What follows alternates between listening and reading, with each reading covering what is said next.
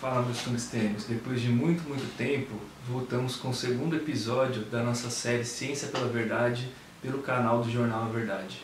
Essa é uma produção independente e, por causa de tempo, a gente acabou tendo dificuldades com a regularidade das gravações, mas agora com essa situação da quarentena, do trabalho em casa, por causa da pandemia do coronavírus, eu tenho mais tempo disponível trabalhando em casa e vou conseguir manter uma regularidade maior nos vídeos da nossa série. Eu quero começar agradecendo todos os comentários, sugestões e opiniões que vocês deixaram nos primeiros vídeos da nossa série sobre ciência e linguagem.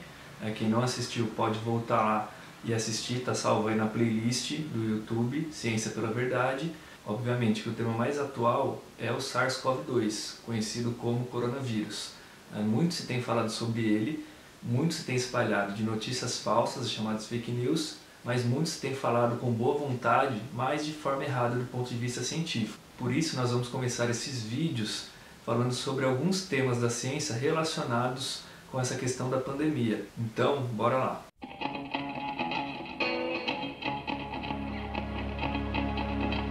O álcool está presente na nossa sociedade há muito tempo. Algumas pesquisas mostram que desde 9.000 anos antes de Cristo já eram produzidas bebidas alcoólicas. Por isso, ele já se incorporou ao senso comum e hoje álcool é sinônimo de combustíveis, de cachaça e de higienização. Só que apenas no século XVI todo o processo de produção do álcool foi entendido e explicado cientificamente. Mas a verdade é que a maioria das pessoas ainda associa a palavra álcool a um único tipo de álcool, o etanol. Só que o álcool, para a química, é uma classe de compostos com características semelhantes e que possuem uma hidroxila, que é chamada de função orgânica álcool. Isso garante a essas substâncias características e propriedades semelhantes. Outra coisa muito comum entre as pessoas é o nome. Se você procurar nos frascos de álcool, em geral vai estar escrito álcool etílico. Assim como em alguns outros casos, você vai ter uma outra substância que vai estar escrito álcool isopropílico. E assim a gente vai ter, por exemplo, as bebidas etílicas e até mesmo uma das principais bandas de blues do Brasil tem o nome de blues etílico. Já para a química, a nomenclatura é essencial para a gente entender a estrutura da molécula. E no caso dos álcoois, todos eles terminam com ol por causa daquela hidroxila. É assim que a gente tem, por exemplo, o metanol, que é uma substância bastante tóxica que causa cegueira. A gente tem o etanol, que é o nosso famoso álcool etílico. A gente tem o isopropanol, que é o álcool isopropílico, que é usado, por exemplo, para limpeza de telas de computador, entre outros equipamentos. E ela define que o nome de um álcool é formado por três partes. O prefixo, que indica a quantidade de carbonos que a gente vai ter nessa substância. O infixo, que indica os tipos de ligações, são simples, duplas ou triplas. E o sufixo, que indica qual é a função orgânica que essa substância pertence. Também pode ser alguns casos de indicar os radicais antes do prefixo, mas a gente não vai se aprofundar nisso. Foi só mais a título de curiosidade para vocês entenderem do que a gente está falando. E de onde vem o álcool? Ele é encontrado puro na natureza?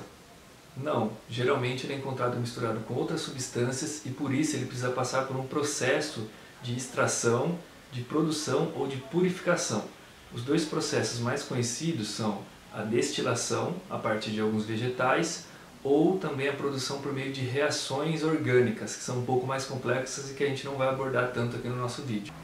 A fermentação se tornou um método mais utilizado. Por quê? Não é tão caro, porque a fonte para a fermentação é a extração a partir de alguns vegetais bastante comuns no nosso dia a dia.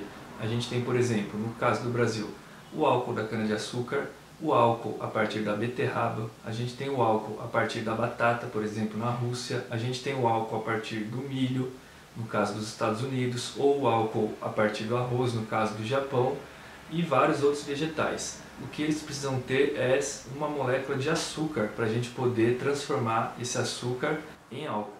Tudo isso porque a gente usa uma levedura que produz uma enzima chamada invertase, que transforma a sacarose, um açúcar mais complexo, em glicose e frutose, que são açúcares mais simples.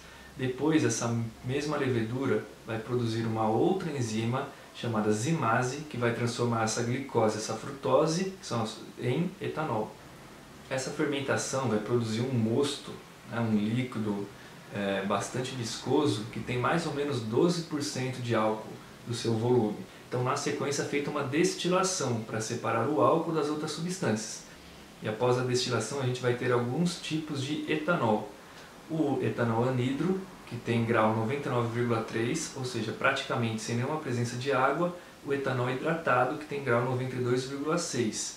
Esses dois tipos de etanol depois vão ser misturados em água para produzir o álcool 70, que é o que está sendo tão discutido e tão procurado hoje pelas pessoas para higienização, ou mesmo o álcool 46, que é aquele que é vendido normalmente nos mercados. Esse grau indica a concentração de álcool nessa solução, que é uma mistura de etanol e água. Também por isso que a gente vê as bebidas destiladas com uma quantidade maior de etanol. Geralmente elas têm teor por volta de 40% de etanol. No caso das bebidas fermentadas, a gente vê uma quantidade menor. O vinho vai ter aí por volta de 10 a 12%, enquanto a cerveja tem de 3 a 4%, a cerveja comum Pilsen, que é a mais vendida no Brasil. Então nós precisamos basicamente dessa levedura, do oxigênio e do alimento da levedura, que é o açúcar. E alguns desses vegetais que eu citei, por exemplo a batata, parecem não ter açúcar, mas elas têm outra substância, o famoso amido, que nada mais é do que uma substância um pouco mais complexa, um pouco maior, que quando decomposta ela vai virar moléculas de açúcar. Por isso que algumas dessas dietas ditas milagrosas recomendam o corte de carboidratos para você emagrecer. Mas é sempre bom a gente lembrar que é recomendável seguir nenhuma dieta restritiva, porque todos os nutrientes são importantes para o nosso organismo. Mas por que o álcool é tão importante para a nossa sociedade? Um dos motivos é que ele pega fogo, então ele pode ser usado como combustível para mover máquinas e equipamentos. Outro é que ele serve para desinfetar superfícies ou materiais que precisam estar livres de micro-organismos, e outro porque ele embriaga as pessoas. Toma cachaça, caralho! Uma combustão, ou seja, a queima de algo, precisa basicamente de três coisas: de um combustível, de um comburente e de uma energia de ativação inicial. Essa energia geralmente é dada por uma faísca, e o combustível, no nosso caso, é o etanol, aquele do posto, que não é o mesmo de 70%, nem é o mesmo que você compra no mercado. Ele tem uma composição um pouco diferente, própria para ser queimada nos motores. E o álcool pode ser usado como combustível porque ele vai produzir uma liberação de energia quando ele é queimado. Na escola a gente estuda uma área da química chamada termoquímica, em que a gente fala sobre a entalpia. A entalpia é a diferença de energia envolvida numa reação química. Se ela for positiva, significa que essa reação está absorvendo energia e ela vai dar uma sensação de frio, porque ela vai estar tirando energia do nosso corpo se estiver em contato com a nossa pele. Se essa entalpia for negativa, essa reação vai estar liberando energia e a gente vai ter a sensação de calor, que é o que acontece na queima do etanol. E isso acontece porque toda molécula é formada por átomos que estão ligados entre si. E em uma reação, a gente tem a quebra de todas essas ligações, a mistura desses átomos e uma ligação desses átomos novamente de uma forma diferente do que eles estavam no início, dando origem a novas substâncias químicas.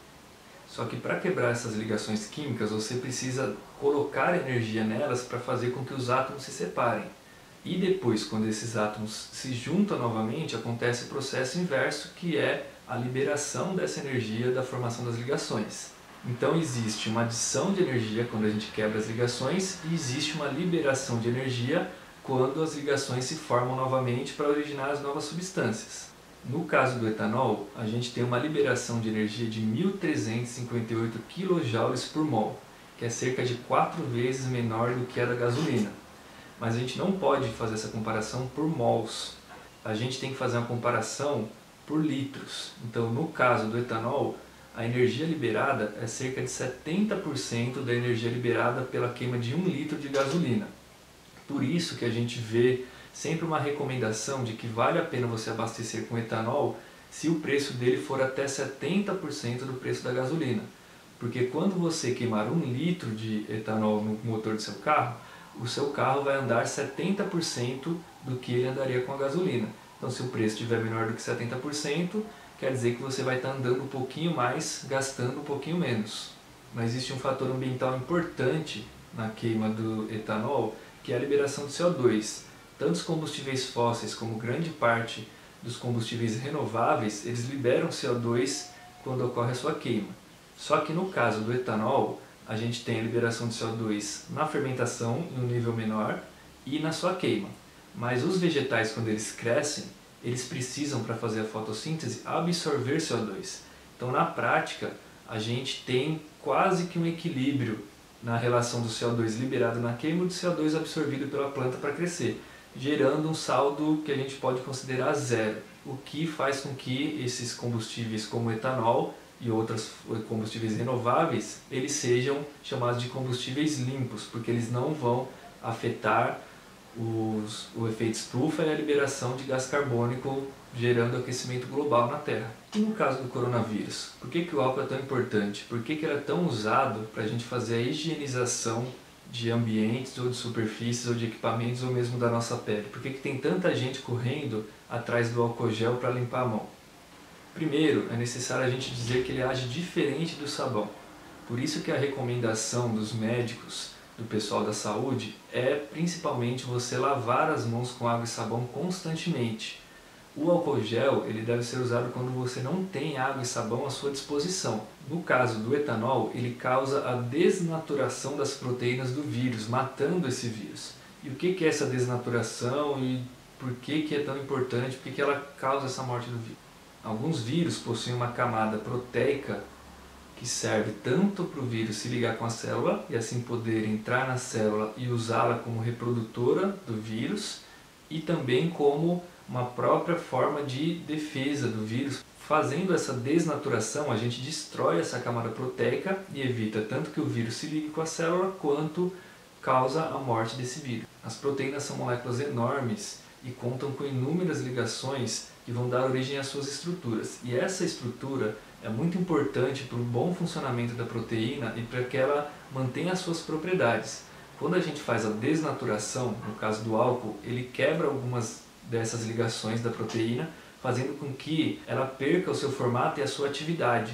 E assim o vírus vai perder essa proteína e vai ficar mais sensível ou desprotegido aos anticorpos e a outras formas que ataquem ele para eliminá-lo. E o papel do álcool é justamente esse, causar essa desnaturação, destruir basicamente essa estrutura da proteína e deixar o vírus desprotegido. E uma outra forma de desnaturação é o aquecimento da proteína.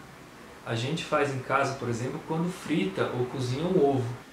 O nosso corpo também faz isso. A febre, além de um sintoma de algum problema, de alguma infecção, alguma doença, ela também é um mecanismo de defesa do nosso organismo que está se esquentando para tentar destruir as proteínas de algum vírus ou de outros micro-organismos.